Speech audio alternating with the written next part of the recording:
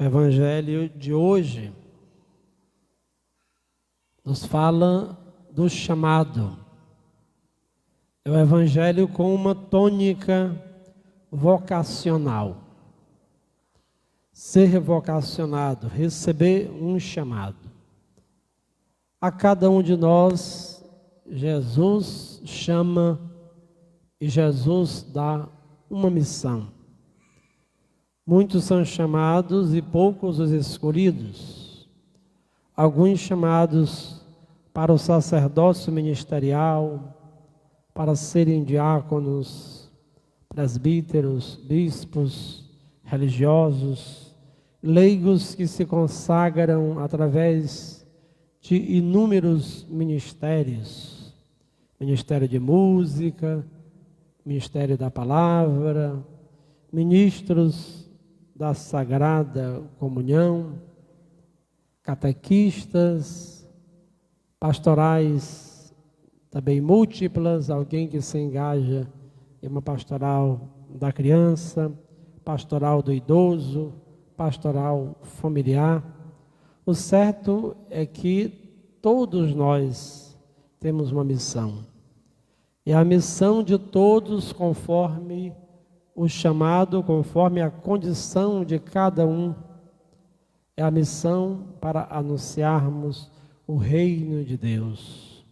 Para dizermos ao homem e à mulher de hoje que é possível amar a Deus, que é possível amar os irmãos, que ainda é possível receber a bênção, a felicidade que vem de Deus na vida de cada um de nós. E nesta celebração do 13º domingo do tempo comum, o Evangelho nos faz perceber que neste âmbito vocacional existem pelo menos 3 tipos de candidatos. Os que realmente são chamados, existem os oferecidos, existem os que se oferecem. Os chamados, os oferecidos e os que se oferecem. Os chamados são aqueles que receberão de Jesus o convite: vem, segue-me. Hoje nós precisamos diferenciar estímulo de motivação. Não vamos escutar uma voz de Jesus, ou uma pessoa toda de branco que vem dizer assim: vem e segue-me. Isso aí é coisa para quem não está normal da cabeça. Com certeza não precisamos de delírios e nem alucinações. Mas o chamado de Jesus se dá através dos acontecimentos. E nós recebemos um chamado por uma motivação. Motivação vem do verbo movere, aquilo que nos faz construir um movimento, aquilo que nos faz dar passos. Somos motivados quando nós não medimos esforços para servir a Deus na sua igreja. E a motivação é algo de cunho interior. É uma identificação espiritual com aquilo que Jesus nos oferece. Já o estímulo é algo muito material. O estímulo pode ser um salário, pode ser o dinheiro, pode ser um elogio. São situações muito palpáveis. O chamado, às vezes, vem por um impulso de momento. O chamado pode ser fruto de um estímulo e, portanto, quando o estímulo desaparece, a missão fracassa. Quem tem um chamado a partir de uma motivação interna, interior, por mais que passe por dificuldades, não vai desistir do caminho.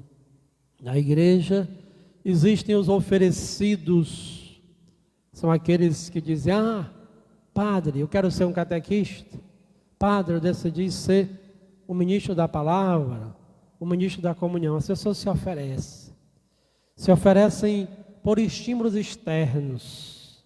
Porque acham bonito ter uma indumentária, uma roupa bonita, uma roupa litúrgica, porque as pessoas vão visivelmente dar ali um apoio, um aplauso. São as pessoas oferecidas. O povo diz que o que é oferecido não tem preço, mas não é que a gente não possa se oferecer, pode sim. O padre não vai adivinhar o que cada um precisa fazer, ou o dom de cada um. Eu estou dizendo que é importante que este oferecimento seja por convicção, que a gente possa mensurar as consequências das escolhas que nós estamos fazendo. Os oferecidos são aqueles que não têm raízes na missão. São as pessoas que, diante das primeiras dificuldades, vão abandonar o barco. E vejamos que o próprio Cristo sofreu, o próprio Cristo recebeu incompreensões, está a caminho de Jerusalém, manda os seus mensageiros para pedir uma hospedagem. Jesus não estava em condições de pagar um hotel 5 estrelas. O que acontece? Jesus recebe uma denegatória, recebe um não estampado na cara. E eles ficam tristes e revoltados. Os filhos do trovão, Tiago e João, estão zangados. Senhor, se tu quiseres, nós vamos pedir que desça fogo do céu para destruí-los, porque eles negaram a hospedagem para ti. Mas Jesus não aceitou. Jesus os repreendeu. Quando encontramos oposições também nas pastorais, nos nossos trabalhos, pessoas que pensam diferentemente de nós, pessoas que nos negam o mínimo, pessoas que não nos dão um copo d'água, que não oferecem um cafezinho e nem uma galinha gorda ao padre, às vezes nós ficamos zangados, mas Jesus não teve hospedagem. A Jesus negaram uma simples hospedagem e ele partiu para outro lugar. Ele não desistiu. A missão é assim, a missão, ou durante o processo da missão, nós recebemos muitos nãos também. E precisamos aprender a conviver também com as adversidades. Aos que são chamados, aos que são oferecidos, e há aqueles que realmente oferecem a sua vida por causa do reino de Deus e que se sacrificam como Jesus se sacrificou. Senhor, eu te seguirei para onde tu quiseres, para onde tu fores. Esse é um oferecido. Jesus disse: olha, rapaz, as aves do céu têm ninhos, as raposas têm as suas tocas, mas o Filho do Homem não tem onde declinar a cabeça. Ninguém serve a Jesus esperando vantagens, é o que ele quer dizer. Então, se eu for para a igreja, não vou ter mais problema. Se eu for ser padre, vou ter uma vida fácil. Se eu for ser uma religiosa, tudo vai dar certo na minha vida. E Jesus depois vai escutando os outros. Jesus só chamou a um e 2 se ofereceram. Senhor, eu te seguirei, mas deixa primeiro que eu vá enterrar os meus pais, os mortos. Deixa que os mortos enterrem os seus mortos. Como é que um morto vai enterrar um outro morto? Os mortos enterrando os mortos são as pessoas que, embora tendo uma vida biológica, não valorizam o reino de Deus, não valorizam as coisas do alto, não valorizam a transcendência e a espiritualidade. Não basta ter saúde física se espiritualmente estamos mortos. Deixa que os mortos enterrem os teus mortos, mas tu vem, segue-me, tu vai anunciar o reino de Deus. Segue-me, Senhor, permita que primeiro eu vá me despedir dos meus parentes, da minha família. E Jesus conclui esse texto belíssimo do capítulo 9 de Lucas, esse texto vocacional, que deve tocar a vida de cada um de nós. Quem põe a mão no arado e olha para trás, não é apto para o reino de Deus. Quem põe a mão no arado e olha para trás, não é apto para o reino de Deus. Entrei novinho no seminário, vocacionado, ou para ser religioso. Aí depois fico olhando, meu Deus, por que eu não me casei? Por que eu não tive uma família? Agora estou doente, ninguém cuida de mim. Eu podia ter isso, podia ter aquilo, podia ter um maior reconhecimento na sociedade, poderia ser um médico, um advogado.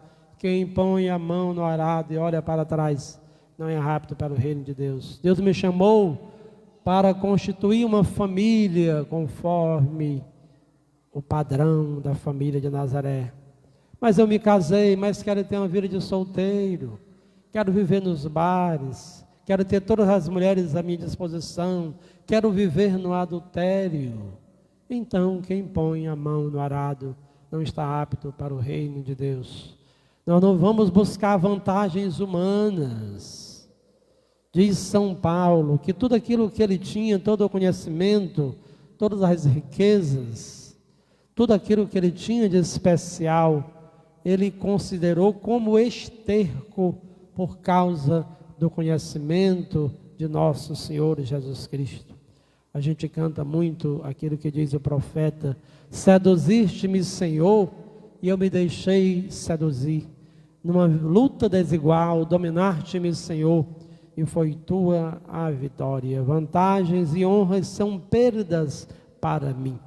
Que nós nos coloquemos na presença do Senhor, Ele que nos chama, ou nós nos oferecendo, sendo oferecidos, mas com esta convicção de que a missão é linda, o sacerdócio é lindo, a vida laical é belíssima, a vida religiosa, mas Jesus não nos quer resmungando, padres jovens resmungando, porque não tem estrutura para carregar a cruz, religiosos que ficam acumulando bens materiais, que são mesquinhos, que não vivem a pobreza, casais que deveriam se consagrar pelo bom exemplo, pelo testemunho, à vida cristã, vivem também infelizes, não conseguem se amar plenamente. Isso é colocar a mão no arado. Renovemos, irmãos e irmãs, este chamado que o Senhor nos faz, esse desejo de estarmos